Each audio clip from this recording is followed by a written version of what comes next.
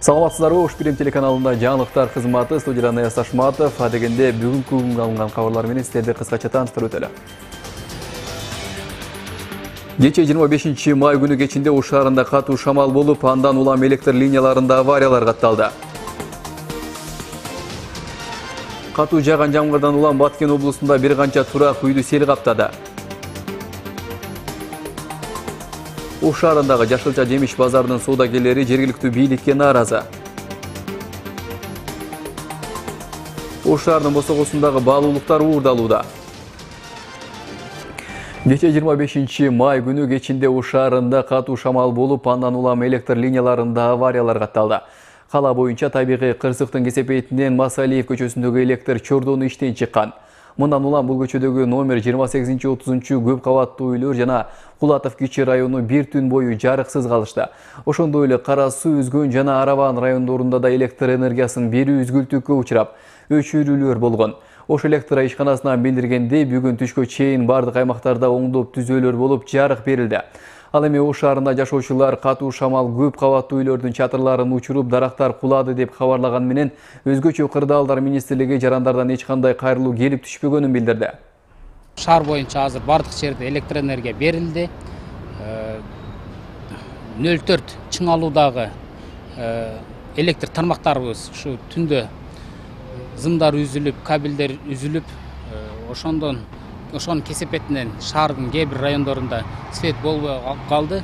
Бирок бүгүн күндүзү саат 12ге чейин бардык ремонт иштерди бүттүк. Азыр шаарга толук электр энергия берилди.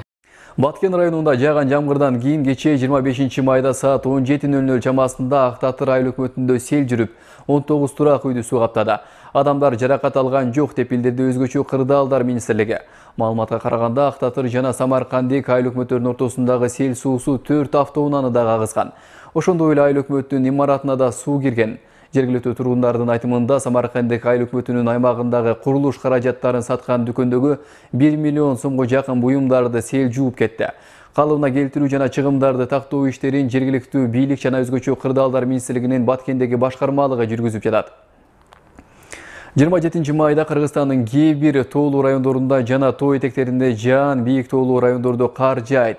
Батыш тараптан келген шамалдын ылдамдыгы секундасына 4-9 метр, кээ бир жерлерде 15-20 метрге чейин жетет. Буга байланыштуу дарыялардын деңгээли көтөрүлүп, сел каптоо коркунучу пайда болушу мүмкүн. Андыктан адистер жарандарды сак болууга чакырат.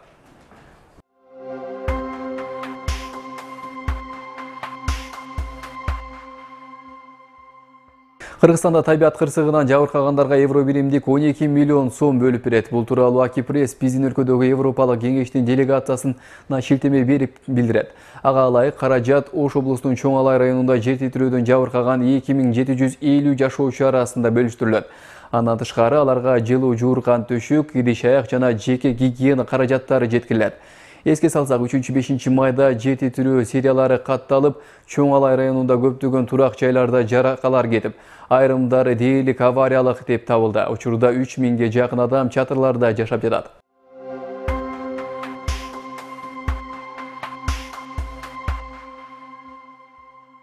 Президент Алмазбек Атамбаев Кыргызстан мусулмандарынын муфтии Максат Ажы Токтомушевди кабыл алды. Анда мамлекет башчысы муфтий аркылуу өлкөнүн бардык мусулмандарын ыйык Орозо айынын башталышы менен куттуктады.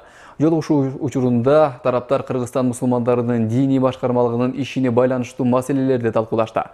Андан тышкары, акыркы кездерде пайда болуп жаткан чакырыктар менен коркутунучтарга каршы туруу жана өлкө биримдигин бекемдөө маселелерине көңүл бурулду. Кыргызстандыктар 27 майдан тарта орозу кармап башташат. Кыргызстан мусулмандарынын дин башкармалыгынан билдиргенде, эртеңден тарта орозу кармалып, ал 30 күнгө созулат. Буга чейин айдын жаңырышына карап, орозо бир күнгө жылышы мүмкүн деген маалыматтар айтылган. Кече күн бүркөө болуп, айдын жаңырганын көрүүгө мүмкүн болгон эмес. Өлкө аймагындагы мечит медреселерде орозонун шарттары жана битир садака тууралуу баяндар айтылып жатат. Темага кененирээк кесиптешим токтолот. Ош облустук казыяты аймактагы мечит медреселерге орозо тууралуу түшүндүрүү иштерин жүргүзө баштады. Муфтият тарабынан орозонун так күнү белгиленип, мусулмандарга жеткирүү тапшырмасы берилген. Ай каралды, бирок күн бүркөө болгондугуна байланыштуу пайгамбарыбыз айткан, ай көрүнбөй күн бүркөө болуп калса, анда айды 30 күнгө толтуруп койгула деген.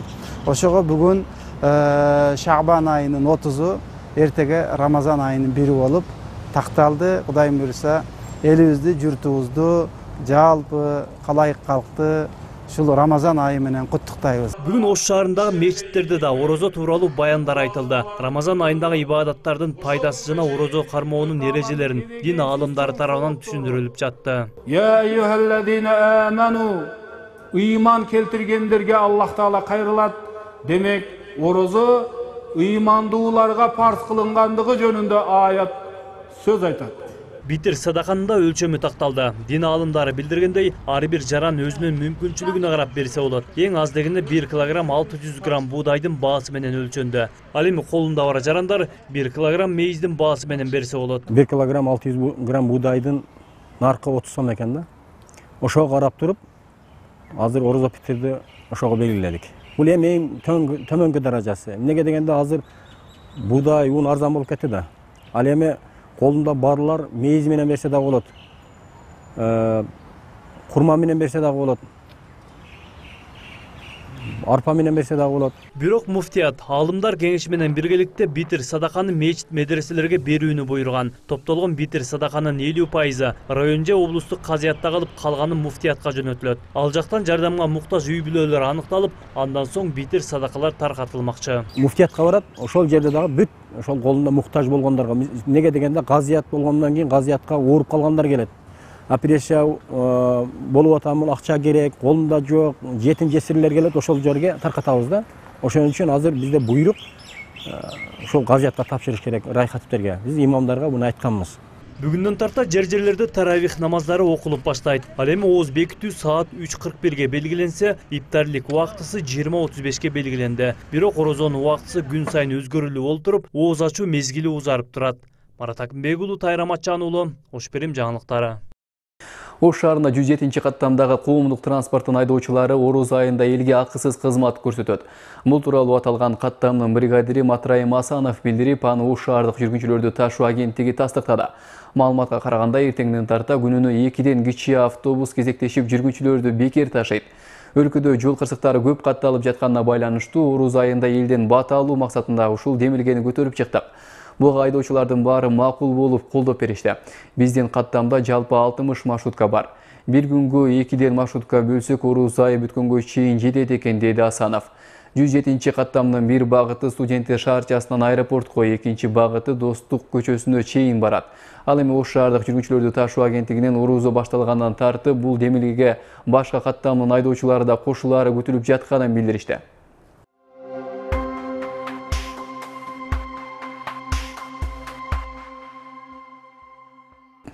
Ош шаарындагы Течик Таш деп аталган аймакта күздөн бери иштеп келе жаткан жаңы жашылча жемиш базарынын сатуучулары жергиликтүү бийлик өкүлдөрүнө нааразы. Анткени базарды иретке келтирүү үчүн алар мурунку соода саттык кылып жаткан жерлеринен аталган жайга жылдырылган эле. Шаар бийлиги сатуучуларга жол жана жөө адамдар өтүүчү жолдордо эч кандай соода саттык жүргүзүлбөсү керектигин айтышкан. Бирок абал андай болбой жатат. Негизи башаламан жаткан базар качан иретке келтирилет?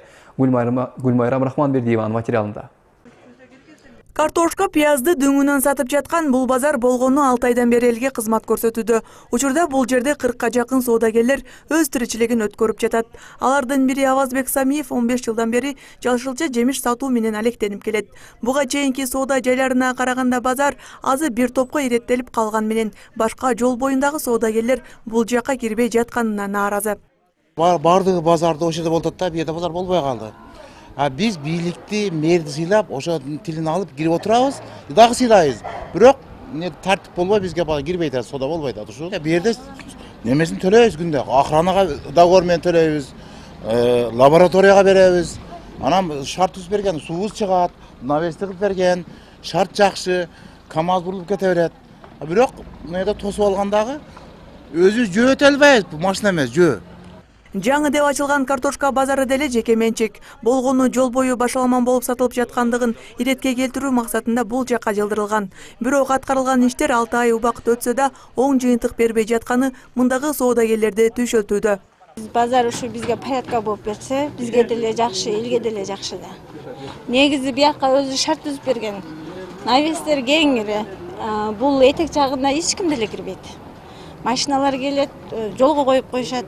Элдин баары ошо жолда арзаныраак бири эликтин арзаныраак түшүрүп койсо, баары ошол жака карап кетет. Биз бу жерде отура беребиз.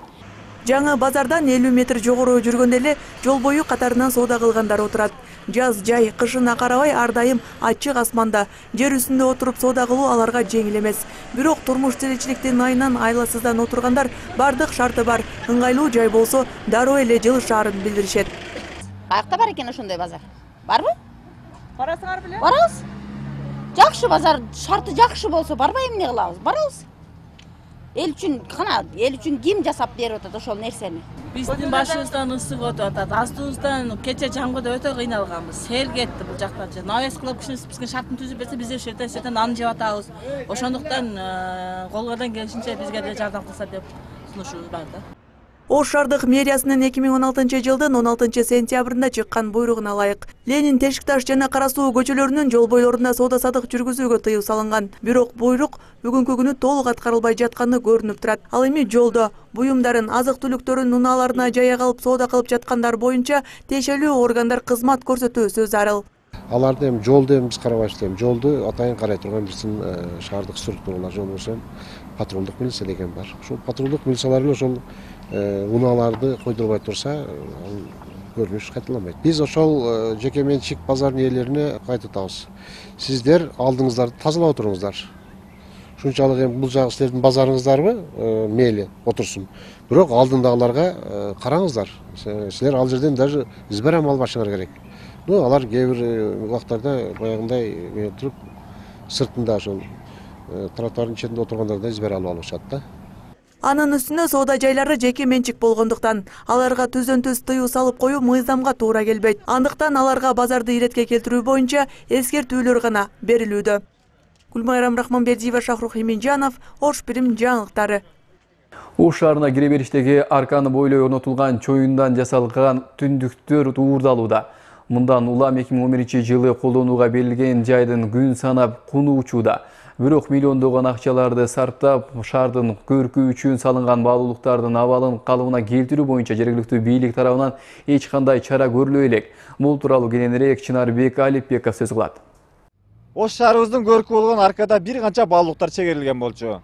Ошол баалуулуктардын бир катары жол боюнда тосулган тосмолордо түндүктүн айкели чегерилген эмблемалар болгон. Бүгүнкү күндө алардын орду бош турат. Ош шаарына келген туристтер, меймандар жана шаар тургундары экинчи борбордун кооздугуна көз артпай койбойт. Ошол баалуулуктардын бири болгон темир тосмолордогу улуттук орнаменттердин элеси белгисиз адамдар тарабынан уурдалууда. Бул шаардын көркүн эле бузбастан, мында ойноп жүргөн жаш балдарга да кооптуу абалды жаратууда. Түшүнбөгөн алкаштар апарып калышы мүмкүн, үйүнө кадайм деп калгандар, сатып алгандар болот.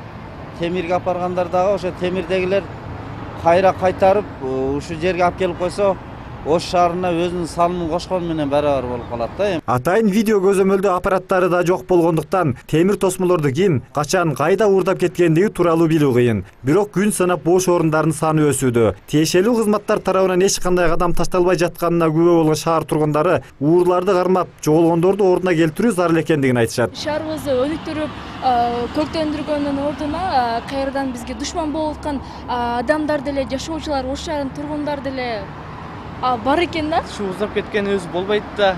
Бул өзүндө кыргыз улуттукту уздап не кылышат дейм да. Шаар чырайлуу турат эле, ошо баары нормально турат. Жок, өзүндө эле жоголуп калып атат да. Ким алат билбейбиз. Түнү менен жерде бакыр чагырылса ким алат аны билбейбиз да.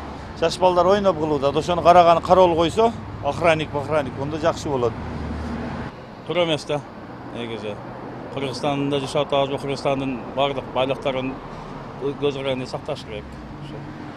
Маселе боюнча биз Ош шаардык мэриясына кайрылганыбызда бул жаатты көзөмөлдөгөн муниципалдык менчик башкармалыгынын башчысы жаралган көйгөй тууралуу маалыматы жок экенин билдирди. Демек, окуя боюнча эч нерсе укпагандан кийин баалуулуктарды коргоо чарасы да көрүлгөн эмес. Буга чейин кооздолуп жасалган тосмолордун жоголуп кеткендиги тууралуу тиешелүү адамдардан арыз да түшпөптүр. Биздин чыгармачылык топ маалымат жеткиргенден кийин гана ички иштер бөлүмүнө буйрук берип, бул боюнча иш алып барарын айтты. Биздин элибиз, жерибиз. Ел жакшы, ошонун арасында бирөө бар экен да. Былтырлар билесиз, мына Зеленхоз гүл эккен жерден горшокторду уурдашкан. Ошолорду туттук. Эми мунаны азыр тапшырма бердик муниципалдык менчик башкарма Зеленхозго. Азыр милиция кайрылып, ошо решеткаларыбыздагы Албек атка комплексинде решеткаларды милицияга арыз менен кайрылат азыр. Олор да табабыз ол.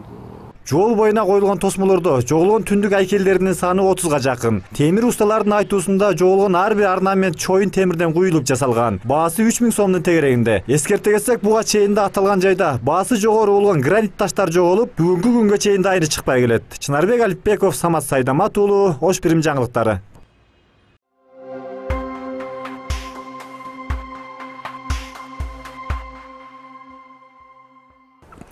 Экс депутат Садыр Жапаровдун иши сотко жөнөтүлдү. Буга чейин Улуттук коопсуздук комитети кылмыш иши тергеп бүтүп, башкы прокуратурага жиберген болчу. Эске салсак, мурдагы депутат Садыр Жапаров 25 мартта камакка алынган. Ал барымтага алуу, өлтүрөм деп коркутуу, бейбаштык, бийлик өкүлүнө карата зомбулук көрсөтүү беренелери боюнча айыпталууда.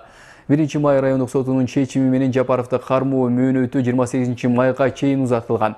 Эске салсак, мындан бир канча күн мурун Атамекен фракциясынын лидери Өмүрбек Текебаевдин иши да сотко өткөрүлүп берилген. Ош шаарынын прокурору болуп Айгүл Момбекова дайындалды. Ал буга чейин Кара Суу районунун Жалал-Абаддагы Майлуу Суу шаарынын прокурору, башкы прокуратурада улук прокурор болуп эмгектенген.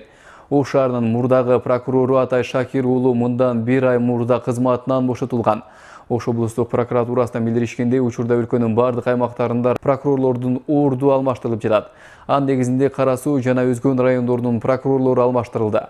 Эске салсак, ротация прокурорлордун кызмат мөөнөтү 5 жылдан ашкандан кийин жүргүзүлөт. Азыр болсо кезек дүйнөдө болуп жаткан соңку кабарларда.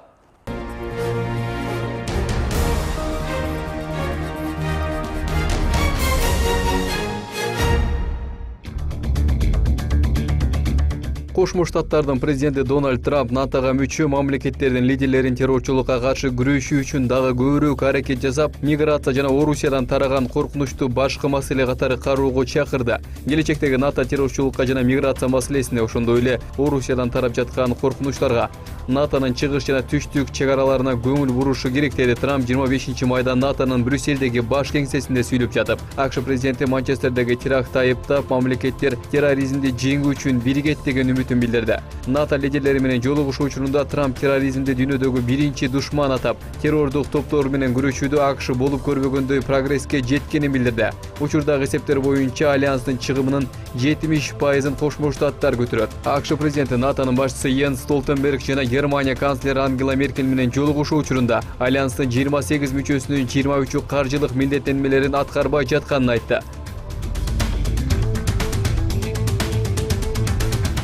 Түштүк Кытай деңизине Американын кемелеринин кириши Кытай мамлекетинин эгемендүүлүгүнө кол салуу катары бааланды. Бул тууралуу Кытай Тышкы иштер министрлигинин расмий өкүлү Лу Кан бул маселе боюнча анын өлкөсү нааразычылык жарыялап жатканын билдирди. Анын айтымында, Америка бул кадам менен Кытайдын көз карандысыздыгына шек келтирип, тынчтыгына кооптуу кырдаал жаратты. Ошондой эле Кытай Наньша аралына толук ээлик кылаарын белгилеп, эл аралык мыйзамдарды көзөмөлдөөнү талап кылды. Эске сала кетсек, Америка жаңы президенти шайлангандан бери биринчи жолу Түштүк Кытай деңизинде суу транспортунун эркиндигин камсыздоо операцияларын жүргүзгөн. Бул иш-чараларда Америка кемелери Наньша аралына жакын жерден өткөн. Пекин жылдар бою Вьетнам, Бруней, Малайзия жана Филиппин мамлекеттери менен Наньша, США жана Хунань аралдары тууралуу талаш-тартыштарды жүргүзүп келет.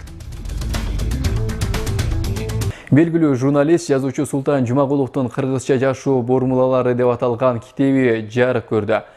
Китептин бет ачар Аземи буга чейин Бишкек шаарында өткөн. Жазуучунун Ош шаарындагы шакирттеринин сурануусу менен бүгүн Оштоодо китеп тууралуу талкуу болуп, тегерек стол уюштурулду. Жазуучунун айтымында, китептеги ой-пикирлер 1990-жылдардан баштап кагазга түшүлүп олтуруп, анда кыргыз улутунун терс жактары, өнүктүрбөй жаткан тескери каада салттар тууралуу автордун жеке көз карашы айтылган. Элдин баары базарга чыгып кетти, кыйсы бурчуп калды. Ошондо Кыргыздын бул жашоосуна, кулк мүнөзүнө аябай таасир этти да. Ичип кеткендер болду. Мына ошол базар заманын Кыргыздын баягы мамлекет жаңыдан куруп түптөй баштагандагы акыбалы сүрөттөлгөн да, мындай көбүнчөсүн жөнөкөй, жандуу элдик тил менен. Экинчи бөлүгү болсо да ушул кийинки 2-3 жылда жазган макалалар бул негизинен Кыргызды мындай эгемен улут катары өнүктүрүп аткан, биздин артта калып калган каада салттар тууралуу, мисалы сөөк коюдагы ашыкча чыгымдар жөнүндө, тойдогу ашыкча чыгымдар, могу жок бир кийиттерди, акчаларды короткондугубуз жөнүндө ушул сыяктуу бизди мындай ескирип азыркы заманга такыр туура келбей калган салттарга болгон көз карашым. Ош шаарында 200-гө чукул жаш футболчу окуудан өтүштү. Атайын келген ФИФАнын адистери 6 жаштан 10 жашка чейинки жаш спортчуларга бир жумалык тренинг уюштурушты. Алардын арасында 30 машыктыруучу да бар. Бир жума аралыгында аларга футболдогу жаңы киргизилген эрежелер үйрөтүлдү. Мындан сырткары оюнга калыстык кылуу машыгуу эрежелери да окутулду. Окуу семинарлардын бардык чыгымын ФИФА өзү колго алган. Анын алкагында балдардын тамак ашы спорттук формаларда акысыз берилди. Мындай иш-чара ар жылы өткөрүлүп келет. Өткөн жылы Жалал Абад облусунун жаштары окутулса, быйыл Ош облусу, кийинки жылы Баткендик жаштар семинардан өтүшмөкчү. Обязательно футболга чыгышпас. Бала ден соолугу жакшы болуп, футбол себсе да болду. Сүйүп, анан футболга чыкпаса тренер кылабыз. Тренер болбосо калыс кылабыз. Калыс болбосо менеджер болот. Футболный семья чоң. Ошон үчүн футболду жакшы көрүп жүрсө, озуга да жакшы болот. Ошону көрсөтүп атабыз. Футболду А буквасынан башталып атат бүгүн. Франциянын түштүгүндөгү Сен-Жани аймагында өткөн Хайлайн экстремалдуу спорту боюнча милдеште өткөн жылы 800 метрлик рекорд жаңыланды. Германиялык студент математик Фридрих Куне 600 метрлик бийиктикте тартылган 1600 метрлик нейлон туруусун басып өтүп, жеңишке жетишти. Бул дүйнөдөгү эң узун дистанция болду. Арканын үстүнөн эч качан мынча аралыкка басып көргөн эмес элем. Болгон эркимди жумшадым. Эң ууру арканды ары бери чайпалганы. Негизи орто чейни жеңилирээк, башы менен аягы баарынан оор, деди Куне. Хайлайн асма арканда басуу боюнча спорттун эң кооптуу экстремалдуу түрү.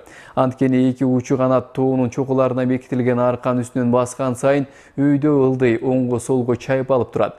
Чемпионат 2013 жылдан бери Францияда өтүп келет. Мындайды өз алдынча жасап көрүү абдан кооптуу экени эскертилет. Мына ушундай кабарлар топтому бүгүнкү чыгарылышты толуктады. Сиздер менен кайрадан эфир аркылуу амандашканча сак саламат болуңуздар. Ал эми ушул жана башка кабарларды сиздер Ош Фильм Чекит КЖ сайтынан кеңири окуп таныша алсаңыздар болот.